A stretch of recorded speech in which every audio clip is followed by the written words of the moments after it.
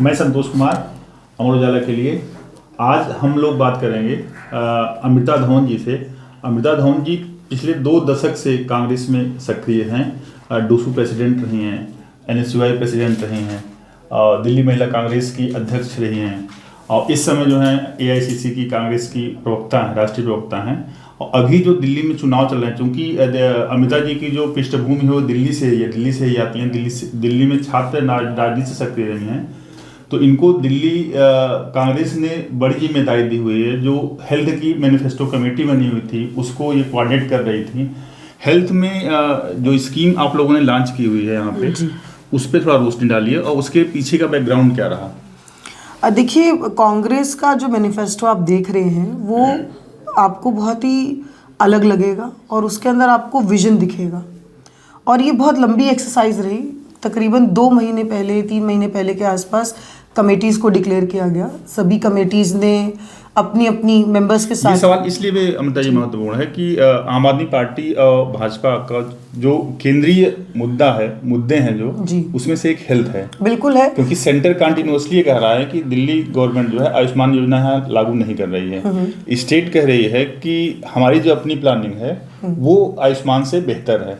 तो इन दोनों के बीच में आप ऐसा पब्लिक को क्या देने जा रही हैं हेल्थ सेक्टर में जिससे वो कन्विंस हो सके कि नहीं आपकी जो स्कीम होगी अगर सरकार बनती है तो दोनों से बेटर होगी। देखिए, सबसे पहले तो दिल्ली के हालात खराब ही इसलिए हुए हैं कि सेंटर और स्टेट मिलके काम नहीं कर रहा है। राजनीति में कभी ऊपर कोई और पार्टी के लोग होते हैं, नीचे हायरार्की में कोई और सरकार बनती है, लेकिन इसका मतलब ये नहीं होता किसी प्रदेश का विकास ही रुक जाए। और इसमें दोनों पार्टीज़ का एरोगेंस और एक ईगो कि हम तुम्हारे सामने नहीं झुकेंगे, बीजेपी आम आदमी पार्टी के सामने नहीं झुकेगी, आम आदमी पार्टी बीजेपी के सामने नहीं झुकेगी। इस वजह से दिल्ली की जो जनता है उसका नुकसान हुआ है। और 10 सालों में अगर किसी ने सफ़र किया है तो वो सिर्फ दिल्ली के लोग हैं। और जहाँ तक हेल्थ की बात है, क्योंकि हेल्थ एक बहुत ही इंपॉर्टेंट एस्पेक्ट है दिल्ली की राजनीति का, दिल्ली के लोगों के लिए। इन्होंने बहुत क्लेम करे आम आदमी पार्टी ने कि हम हेल्थ में ये दे रहे हैं, वो दे रहे हैं। हमारी डिस्पेंसरीज बंद कर दी जो कांग्रेस के समय में थी। आप देखिएगा जो डिस्पेंसरी मोहल्ला क्लिनिक देखिए, जहाँ कूड़ेदान है वहाँ मोहल्ला क्लिनिक है। और वो मोहल्ला क्लिनिक कितने चल रहे हैं। आप सोचें अगर आप डिस्प्रिन और पैरासीटामोल दे देंगे और आप मोहल्ला क्लिनिक चला देंगे तो ये दिल्ली की जनता ने तो नकार दिया है। हो सकता है 2 4 5 कोई चल रहे हों, लेकिन जो इन्होंने हज़ारों मोहल्ला क्लिनिक की बात की थी वो ठप पड़े हैं। और वहाँ पे आप देखेंगे गाय भैंस जाके जो है मुंह मार रही होती हैं। वो एक तरह से जानवरों का घर बन गया है। और कहीं भी अब कूड़ेदान के बीच में मोहल्ला क्लिनिक है, कोई खुल नहीं रहा, बंद पड़ा है, तो वो फ्लॉप हो चुका है। कॉन्सेप्ट अच्छा था अगर लागू होता, पर क्योंकि ज़मीनी हकीकत अलग है वो फेल हो चुका है कॉन्सेप्ट। आपने देखा होगा कि पिछले कुछ दिनों से कांग्रेस अपनी गारंटीज़ लॉन्च कर रही है, जिसमें सबसे बड़ी गारंटी जो है हेल्थ की है कि हम 25 लाख का हेल्थ कवर देंगे। ये आज के समय में बहुत ज़रूरी है, क्योंकि 5 लाख के हेल्थ कवर से कुछ नहीं होता। आज आप चले जाएं, बीमार होंगे, प्राइवेट अस्पताल जाएंगे, पहला ही बिल 5 लाख का होता है। मतलब अगर आपको कोई और बीमारी हो जाए तो आप फिर अफोर्ड ही नहीं कर सकते हेल्थ को। तो ऐसे में ज़रूरी था कि लोगों को उतना दिया जाए जितना उनके लिए ज़रूरी है। और 25 लाख का हेल्थ कवर राजस्थान में हमारी सरकार थी, अशोक गहलोत जी मुख्यमंत्री रहे, ये उन्होंने शुरू किया था, उनकी एक विज़न थी और उस विज़न को हमने दिल्ली में सम्मिलित किया है और लोगों ने उसको अप्रिशिएट किया है। अच्छा अमृता जी, आपने अभी बताया कि 25 लाख का आप बीमा देंगे, इसके अलावा और कौन सी ऐसी योजना आ रही है हेल्थ को लेकर? देखिए, वो मैं इसलिए समय से पहले नहीं आपको बता सकती हूँ क्योंकि एक प्रोसेस है पार्टी का। आप देखेंगे पहले 2500 रुपये महिलाओं के लिए लॉन्च हुआ, फिर हेल्थ कवर लॉन्च हुआ, फिर जो हमारे पढ़े लिखे आज रोज़गार जिनको नहीं मिल रहा उनके लिए बात की गई। ऐसे समय समय में आपको वो सब चीज़ें सामने आएंगी। लेकिन आप इस बात को मानिए कि दिल्ली की जनता कांग्रेस से उम्मीद लगाकर बैठी है, क्योंकि कांग्रेस ने डिलीवर किया है। उनको ये पता है कि कांग्रेस की कथनी और करनी में अंतर नहीं है। अगर कांग्रेस ने कहा है कि वो 25 लाख कवर देंगे तो देंगे, कांग्रेस ने कहा है कि 2500 महिलाओं को देंगे तो वो देंगे।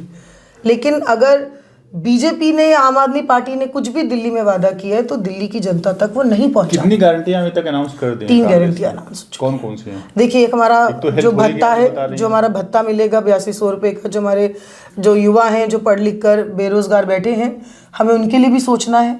और हम ऐसे जॉब क्रिएशंस भी करेंगे आने वाले टाइम में, ताकि जो पढ़ा लिखा नौजवान घर बैठा है डिग्री लेकर, उसको घर ना बैठना पड़े। भत्ता है वो सारे युवाओं को मिलेगा, कुछ उसमें बाढ़ लगाया सभी को वो एक देखिए जो डिटेल्ड प्लान है वो डेफिनेटली उसका एक पूरा ब्लूप्रिंट तैयार किया गया है, और आने वाले समय में हम इसको इंक्लूसिव रखेंगे। कुछ लोगों को देना मकसद नहीं है, उन सब लोगों को देना मकसद है जिसको इसकी ज़रूरत है। कांग्रेस ने हमेशा जो भी किया है वो ज़रूरत के हिसाब से किया है, ये लोग मजबूरी के हिसाब से। तीसरी गारंटी कौन सी है? मैंने आपको बताया, एक तो 2500 हो गया, एक हेल्थ कवर हो गया, 2500 वाला जो है 2500 जो महिलाओं के लिए है, जो हर महिला को मिलेगा। और वो एक बहुत ही, मैं मानती हूँ कि ग्राउंड ब्रेकिंग एक तरह का अनाउंसमेंट है, और उसमें क्रेडिबिलिटी है। कांग्रेस बोलती है तो विश्वसनीयता आ जाती है, लेकिन जब कोई और पार्टी बोलती है तो उनकी क्रेडिबिलिटी पे सवाल। यही चीज़ तो आम आदमी पार्टी भी कहती है कि जब अरविंद केजरीवाल जो बोलते हैं, आम आदमी पार्टी के संयोजक, वो क्रेडिबल होता है, बाकी जो कहते हैं वो आधे होते हैं। ये तो मैं मानती हूँ कि आप खुद भी दिल्ली के नागरिक हैं, आपको अच्छे से पता होगा कि कौन सच और झूठ बोलता है। अगर इतनी उनकी क्रेडिबिलिटी है, ये भी वो कह रहे हैं कि ये आम आदमी पार्टी के मैनिफेस्टो कॉपी है। नहीं देखिए, एक बात बताइए मुझे, कांग्रेस और आम आदमी पार्टी में तो ज़मीन आसमान का अंतर रहेगा, सोच का फ़र्क है। अगर इतनी क्रेडिबिलिटी है केजरीवाल और उनकी पार्टी में, तो पंजाब में अब तक क्यों नहीं दिया? सिंपल सटीक सवाल। वहाँ तो फुल स्टेटहुड है, वहाँ कोई आपको गवर्नर का परमिशन भी नहीं लेना है, मुख्यमंत्री इज़ द बॉस। तो क्यों नहीं पंजाब में लागू किया? आज मेरे ख्याल से 3 साल होने जा रहे हैं, 3 साल में 1 रुपया भी नहीं दिया महिलाओं को। तो वो कौन सा लॉलीपॉप है 2100 रुपये का? वो सोच रहे कि जो वहाँ तो हुआ नहीं, यहाँ हो जाएगा। देखिए, महिलाओं तक हमने आपने भी देखा होगा, संदीप दीक्षित जी नई दिल्ली से चुनाव लड़ रहे हैं, किस तरीके से एक्सपोज किया हमने इमीडिएटली इस पॉलिसी को। पॉलिसी में प्रॉब्लम नहीं है, लेकिन आप जो कह रहे हैं वो कर तो रहे नहीं है, और ऊपर से आप ही की जो डिपार्टमेंट है वो कह रही है कि ये गलत इसके बारे में प्रचार किया जा रहा है। ऐसी कोई पॉलिसी तो है ही नहीं सरकार की। तो सरकार, आपने कभी देखा है कि जिसकी सरकार है वो अनाउंसमेंट कर रही है और उसी की सरकार का एक डिपार्टमेंट जो है उसका विरोध कर रहा है? तो ये सिर्फ सेंसेशन क्रिएट करने के लिए, डाटा मिल जाए, लोगों का फ़ोन नंबर, मोबाइल नंबर मिल जाए, फिर उसको चुनाव में इस्तेमाल करेंगे, ऐसे तो नहीं होने देंगे। अच्छा, इसके अलावा आप किस किस डिपार्टमेंट से जुड़ी हुई जो है अपनी गारंटी लेके आएंगे? देखिए, बहुत सारे, देखिए वेलफेयर का एक ऐसा, मैं मानती हूँ कि एक बहुत वास्ट एरिया होता है वेलफेयर। सरकार व्यापार नहीं करनी चाहिए, सरकार को लोगों की मदद करनी चाहिए। अनफॉर्चुनेटली इस देश के अंदर और दिल्ली के अंदर सरकारें व्यापार करने लग गई हैं, और जो ज़रूरतमंद है लोग, उन तक कोई भी आप फैसिलिटी पहुंचा नहीं पा रहे हो। दिल्ली का जो मीडियम क्लास है वो ये सोचता है कि मैं टैक्स दे रहा हूँ, और जो लोअर मिडिल क्लास है वो भी दे रहा है टैक्स, इनडायरेक्ट टैक्स। सबको ये लगता है हम इतना टैक्स देते हैं, हमारे 100 रुपये में से 40-45 रुपये तो टैक्स में जा रहे हैं, मुझे फैसिलिटी क्या मिल रही है? तो फैसिलिटी तो किसी ने दी नहीं अभी तक। और 10 साल कोई छोटा समय नहीं होता। 10 साल केजरीवाल और 15 साल शीला दीक्षित, आप देख लीजिए 15 साल में दिल्ली को कहाँ से कहाँ पहुँचाया हमने, और सिर्फ 10 साल में मात्र इसने हमारे को कहाँ से कहाँ नीचे लेकर आ गए। आज हर व्यक्ति ये सोच रहा है, कहाँ से कहाँ। देखिए, दिल्ली की सड़क पर रोज़ हम चलते हैं, आज लोग कहते हैं कि हमारे गाँव की सड़क अच्छी है। मतलब दिल्ली का कंपैरिजन अगर गांव की सड़कों से, दिल्ली को तो आपने पेरिस बनाने की बात की थी, पेरिस तो भूल जाइए, लोगों को पेरिस का पी भी नहीं आप लोगों ने डिलीवर किया है। यमुना की हकीकत आपने देखी है, जरा डुबकी लगा के देख लेते, पता चल जाता कि यमुना में जहर का स्तर कितना बढ़ चुका है, और वही पानी हम लोगों के घरों तक आता है। सीवरेज सिस्टम दिल्ली का इतना ख़राब हो चुका है, शीला जी के समय में डला हुआ सीवरेज सिस्टम है। देखिए, जैसे जैसे पॉपुलेशन बढ़ेगी वैसे वैसे आपकी जो इंफ्रास्ट्रक्चर है वो भी मल्टीफोल्ड होनी चाहिए, लेकिन इंफ्रास्ट्रक्चर तो शीला दीक्षित जी के समय का ही चल रहा है। पॉपुलेशन दिल्ली की बढ़ रही है, तो उस गैप को तो फिल सरकार ने करना है ना, नई सोच के साथ। मुझे एक बहुत दुख लगता है जब आतिशी जी मुख्यमंत्री, उनको मौका मिला बनने का, तो मुझे लगा कि चलिए एक महिला है, इसी नाते हम उनको देखेंगे वो क्या करती हैं। लेकिन प्रेस कॉन्फ्रेंस में आके कोई महिला कहे कि हम गड्ढे भरेंगे, आप चिंता मत करिए। मुख्यमंत्री का काम संतोष जी है क्या कि गड्ढे भरना? मुख्यमंत्री का काम गड्ढे भरना नहीं, गड्ढे भरने का काम तो जेई और एई भी कर देता है। मुख्यमंत्री का प्रेस कॉन्फ्रेंस होना चाहिए विजन के साथ, एक मैप होना चाहिए कि मेरा दिल्ली का रोड मैप ये है, हम ये सड़कों का जाल बिछाएंगे, हम मेट्रो के जाल को ऐसे बढ़ाएंगे। जहाँ पर भी सेंटर और स्टेट का प्रॉफिट शेयरिंग होता है या फिर रेवेन्यू शेयरिंग होता है, वहाँ पे कोई काम ही नहीं होता। मतलब इतनी दिल्ली के अंदर पाठशालाएं नहीं है जितनी दिल्ली के अंदर बारशालाएं हो गई हैं। दिल्ली को आपने एक तरह से क्या बना दिया है, हमारे आने वाली जनरेशन को आप क्या देना चाहते हो कि वो शराब में डूब जाए और आपसे सवाल करना भूल जाए। अभी आपने संदीप दीक्षित जी का नाम लिया, तो संदीप दीक्षित जो हैं वो अरविंद केजरीवाल के खिलाफ लड़ रहे हैं। जी बिल्कुल। और इसमें जो अरविंद केजरीवाल और आम आदमी पार्टी कंटिन्यूसली आरोप लगा रही है कि कांग्रेस जो है यहाँ भाजपा को जिताने के लिए लड़ रही है। देखिए मैं तो इवन यहाँ तक उन्होंने कह दिया कि संदीप जी जो हैं वो भाजपा के पैसे से अपना कैंपेन। ऐसा हो सकता है कि कभी, देखिए कांग्रेस और बीजेपी की वैचारिक लड़ाई है और केजरीवाल कांग्रेस की ही पॉलिसीज को पकड़ पकड़ के आगे बढ़ते जा रहे हैं। सबसे पहले वेलफेयर स्कीम शीला जी ने शुरू की दिल्ली में, लाडली योजना। ये कहता है कि कांग्रेस ने मैनिफेस्टो कॉपी किया, ये हमारा मैनिफेस्टो कॉपी करते हैं। सब्सिडी तो हम भी देते थे, इन्होंने मात्र सब्सिडी को एक्सटेंड किया है। हम तो पेंशन्स देते थे, इन्होंने उन पेंशन्स को बंद कर दिया, लाडली योजना को ठप कर दिया। हमारी कितनी ऐसी वेलफेयर स्कीम्स थी जो आज दिल्ली वाले मुहैया नहीं कर पा रहे अपने लिए। तो देखिए मैं तो हैरान हूँ संजय सिंह जी का स्टेटमेंट सुनकर, जो ये आके बोलते हैं प्रेस कॉन्फ्रेंस में कि क्या कांग्रेस की लिस्ट बीजेपी मुख्यालय से बनी है। नहीं तो मतलब कि आम आदमी पार्टी के मुख्यालय से बना देते हम। मतलब कांग्रेस अच्छा चुनाव लड़ रही है तो केजरीवाल के पेट में दर्द हो रहा है। भाई हम एक नेशनल पार्टी हैं, हमने लोगों को जवाब देना है कि आप कहाँ थे, आपने सवाल क्यों नहीं किया सरकार से। और आप देखिए कि हमारे नेता राहुल गांधी जी, मल्लिकार्जुन खड़गे जी ने हमारे सेंटिमेंट का मान रखा, हमारे वर्कर्स का, हमारे लीडर्स का मान रखा। उनको समझ आया कि हम जो कह रहे हैं वो दिल्ली के भले के लिए कह रहे हैं। क्या संख्या आएगी वो बात की बात है, लेकिन हम चुनाव ना लड़ें और हम चुनाव केजरीवाल के निर्देशों पे लड़ें, ये स्थिति तो नहीं आई है कभी भी। इसी से जुड़ा एक सवाल और है कि लोकसभा चुनाव के पहले आम आदमी पार्टी कांग्रेस साथ थे जी। ऐसा क्या हो गया कि उस समय सब कुछ केजरीवाल जी का ठीक लग रहा था, आम आदमी पार्टी ठीक लग रहा था। देखिए मुझसे बहुत सब कुछ जो है बहुत लोग सवाल पूछते हैं इस बारे में। जिन लोगों को राजनीतिक समझ है वो शायद जानते हैं, आप भी जानते हैं कि दोनों चीज़ें अलग हैं, पर कई बार लोगों की बहुत ज़्यादा राजनीतिक समझ नहीं होती तो वो सवाल करते हैं। और एक ही जवाब है इस बात का कि वो नेशनल अलायंस है। बीजेपी के भी बहुत सारे नेशनल अलायंस है, पर अपनी अपनी स्टेट्स में जाके वो आमने सामने भी लड़ते हैं।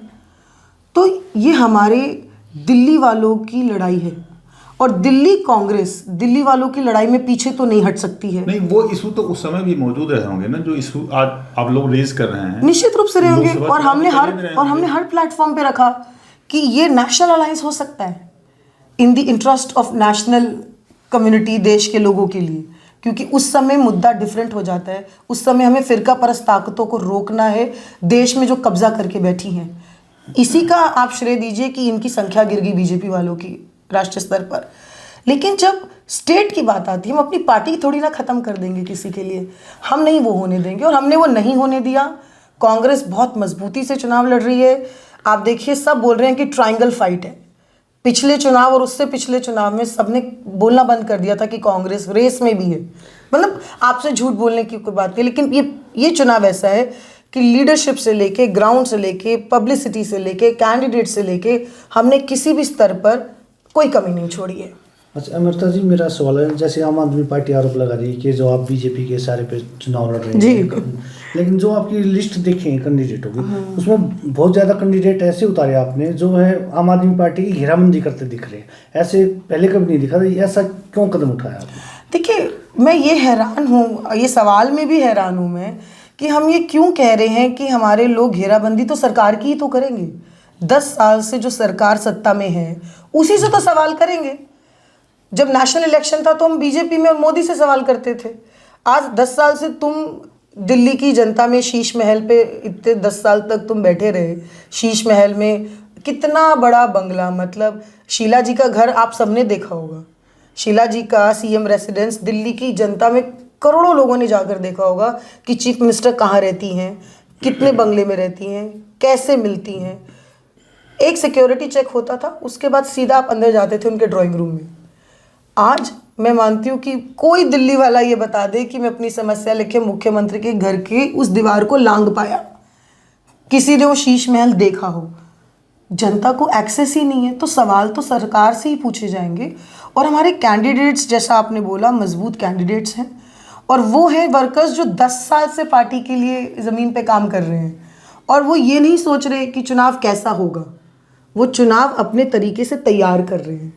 एक होता है कि who is on the table और एक होता है कि हुज टेबल इज़ दिस।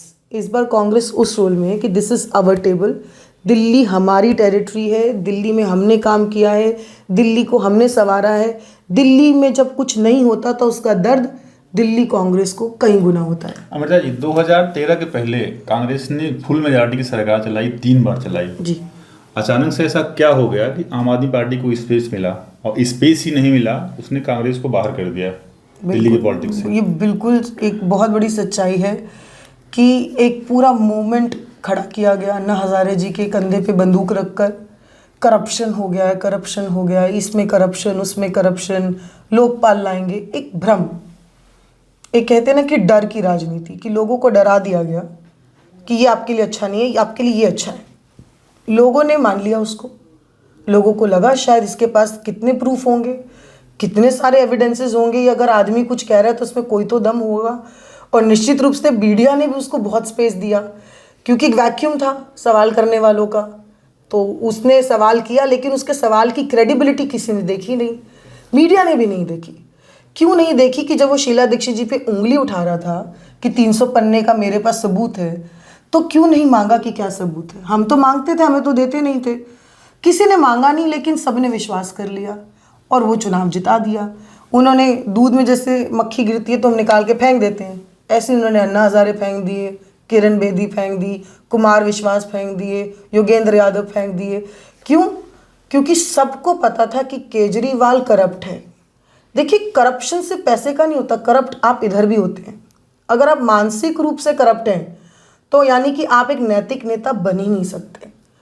लोगों को कुचल कुचल कर आगे बढ़ने को, ठीक है आप एक समय के लिए सत्ता हासिल कर सकते हैं, जो उन्होंने की 10 साल, लेकिन आपका जब पर्दाफाश होगा ना, तो कहते हैं ना कि रंग से राजा बनाया आपको इस जनता ने, दिल्ली की जनता आपको राजा से रंग भी बनाएगी। तो करप्शन क्या कांग्रेस के लिए इशू इस बार नहीं होगा? निश्चित रूप से होगा। देखिए, जो शराब घोटाला हुआ वो करप्शन के तर्ज पे ही इस पे विवाद किया जा रहा है हमारी तरफ से। और सबसे बड़ी बात, कांग्रेस के समय में पॉलिसी थी कि किसी भी धार्मिक संस्थान के आसपास, स्कूल के आसपास, कॉलेज के आसपास शराब के ठेके नहीं होने चाहिए। तो क्या गलत था ये? लेकिन इन्होंने वो सारे जो रिस्ट्रिक्शंस थे वो खराब, मतलब इम्पोज नहीं, मतलब हटा दिए पूरी तरह से। और कहीं पे भी आप खोल सकते हो शराब का ठेका। मतलब शराब का ठेका कोई स्टेशनरी की दुकान थोड़ी ना कि आप हर घर के बाहर खोल देंगे दिल्ली के अंदर, आप हर वार्ड में 4-4 खोलेंगे। तो ये दिल्ली की जनता ने नकारा, सबसे पहले दिल्ली की महिलाओं ने नकारा। जब उनको पता चला ये तो हमारे पति को, भाई को, बेटे को तो शराब में धुत करना चाहते हैं, जब उन्होंने नकारा तो कांग्रेस पार्टी ने भी खड़े होकर उसका स्टैंड लिया। और जो करप्शन हुआ उसके पीछे, एक तो पॉलिसी ही खराब थी कि आपको इस स्तर पे दिल्ली को शराब की दिल्ली बनाना चाह रहे थे, और दूसरी तरफ से उसमें करप्शन था, हज़ारों करोड़ का गबन हुआ। तो ये पब्लिक को समझ आता है। और इसके अलावा जिस हेल्थ की ये बात करते हैं, अस्पतालों में आप जाइए, डॉक्टर लिखता है बाहर से टेस्ट करा लीजिए। वो बाहर कौन है? वो प्राइवेट वाला आदमी बैठा है, उससे लोगों की आपस में कमीशन बंधी हुई है। तो ये लोगों को धीरे धीरे समझ आता है और लोगों को समझ आ रहा है। अच्छा अमृता जी, 2013 वाली स्थिति अगर इस बार दिल्ली में आ जाती तो कांग्रेस क्या करेगी? आप ऐसे क्यों कह रहे हैं कि 13 वाली आएगी? आप क्यों नहीं कहते 8 वाली भी आ सकती है? नहीं, मैं तो ये कहूंगी, हम नहीं कहेंगे, आप बताओगे। नहीं। अभी कांग्रेस कहाँ स्टैंड कर रही है? देखिए, कांग्रेस सरकार बना रही है दिल्ली के अंदर, और दिल्ली के लोगों को मैं यही अपील करना चाहती हूँ। और अपील क्या, हम जाते हैं, लोगों से मिलते हैं, लोग कहते हैं, ये मानिए मेरी बात, ये पहला इलेक्शन है कि लोग कह रहे हैं कि थैंक गॉड कांग्रेस मैदान में डट कर लड़ रही है, क्योंकि वो कांग्रेस को जीतता हुआ देखना चाहते हैं। तो कोई बड़ी अतिशयोक्ति नहीं होगी। ये चुनाव के डायनामिक्स जब रिजल्ट आएगा तो बहुत ही इंटरेस्टिंग रिजल्ट आने वाला है। क्योंकि आधा सफर चुनाव का निकल गया है, अब आधा ही बचा हुआ है जी। तो यहाँ से तो कुछ बता सकते हो ना कि कितना सीट आ सकती है, या क्या कंडीशन है कांग्रेस की? जितना अभी आप नहीं, बहुत अच्छी कंडीशन है। सीट सरकार बनेंगे। देखिए, सरकार के लिए तो मेरे ख्याल से 36 के आसपास आ जाएगी संख्या, तो हम सरकार में आ जाएंगे। मुझे उसके लिए 50 सीटें तो चाहिए नहीं, जैसे इसको 62 चाहिए थी, उसको 60, वो तो है नहीं कैलकुलेशन। 36 सीटें, 36 सीटों से ज़्यादा ही हमारी सरकारें आएंगी। क्या उतनी सीटें आप ले आएंगी जिस हिसाब से आपका कैंपेन अभी चल रहा है? बिल्कुल बिल्कुल। आप देखिए हर सीट दूसरी सीट से दिल्ली में अलग है। हमारे कैंडिडेट्स बहुत बेहतरीन हैं, अच्छा चुनाव लड़ रहे हैं। पहली बार ऐसा हो रहा है कि कांग्रेस कैंडिडेट का खर्चा भी कम हो रहा है, क्योंकि दिल्ली वाले इतने तंग आ गए हैं कि वो ये कह रहे हैं कि छोड़ दीजिए, बस हम आप ही को वोट डालेंगे, कांग्रेस को वोट डालेंगे। राहुल गांधी की एंट्री बहुत लेट हुई दिल्ली चुनाव में। नहीं, ऐसा नहीं है। लेट क्यों हुई? बहुत, मैं मानती हूँ कि उनका स्वागत है दिल्ली में, वो तो दिल्ली में ही रहते हैं और दिल्ली के वोटर हैं। वो भी उतनी तकलीफ में जितना एक आम नागरिक तकलीफ में है दिल्ली की सड़कों को लेकर। हम कर रहे हैं कि अरविंद केजरीवाल आम आदमी पार्टी पिछले 2-3 महीने से कैंपेन कर रही है दिल्ली चुनाव को लेकर कंटिन्यूसली। प्रधानमंत्री नरेंद्र मोदी भी नए साल पे एंट्री किए थे, यहाँ पे 2 सभाएं कंटिन्यूसली की थी। बराबर उन्होंने आरोप लगाए थे, हमला किया था कांग्रेस और आम आदमी पार्टी पे। राहुल जी आप जाके इंटर कर। नहीं, ऐसा नहीं है। देखिए हर पार्टी की एक स्ट्रैटेजी होती है कि हमने अपने नेशनल लीडर को कब जो है किस प्लेटफॉर्म पे लाना है, कैसे शुरू करना है। दिल्ली कांग्रेस की अपनी एक स्ट्रैटेजी है, उसी स्ट्रैटेजी के तहत हम अपने लीडर को हमने इनवाइट किया। हमें लगा कि ये उचित समय है तो हमने उसको किया है। आपने देखा राहुल जी खुद स्वयं वो नाले के पास गुजरते हुए एक वीडियो उन्होंने बनाया, जब चेक किया उन्होंने, रियलिटी चेक दिया दिल्ली की जो डेवलपमेंट है उसको। तो he is totally on ground. मैं मानती हूँ कि लीडर्स का जो काम है लीडर्स कर रहे हैं, लेकिन इश्यूज की बात लोकल लेवल पे हम सब कर रहे हैं और निरंतर रूप से कर रहे हैं। राहुल गांधी जी के हमले को अरविंद केजरीवाल जी कह रहे हैं कि राहुल जी उनसे गाली गलौज कर रहे हैं, उनको गाली दे रहे हैं। देखिए केजरीवाल जी के साथ तो प्रॉब्लम ये है कि वो हर चीज़ को पर्सनल ले लेते हैं, तो ले लीजिए पर्सनल। तो अभी कांग्रेस तुम्हारे हिसाब से थोड़ी, मतलब इतनी ऑडेसिटी कि अरविंद केजरीवाल चाहते हैं कि कांग्रेस उनके हिसाब से चले और नहीं चल रही। अगर कांग्रेस अपनी पार्टी को मजबूत करने के लिए चल रही है तो केजरीवाल जी को तकलीफ हो रही है। तो केजरीवाल की ईगो मसाज करने के लिए तो कांग्रेस बैठी नहीं है, हम मुद्दों की बात कर रहे हैं। क्या आपको लगता है कि दिल्ली में समझौता होता तो बेहतर स्थिति होती है? नहीं, मैं नहीं मानती है। मैं मानती हूँ कि 70 की 70 विधानसभाओं में लोगों के सब सीटों पर आम आदमी पार्टी के जो विधायक हैं उनका एंटी इनकम्बेंसी है। हम 10, 15, 20 सीटें लड़ते, ठीक है, हो सकता है हमें लगता है कि हम कुछ वैसे विधायक बना लेते, लेकिन उन बाकी 50 सीटों पे क्या होता है जहाँ पे लोग त्रस्त हैं, तो उनके साथ जस्टिफाइड नहीं होता। तो हम ये चुनाव दिल्ली की जनता की भलाई के लिए लड़ रहे हैं।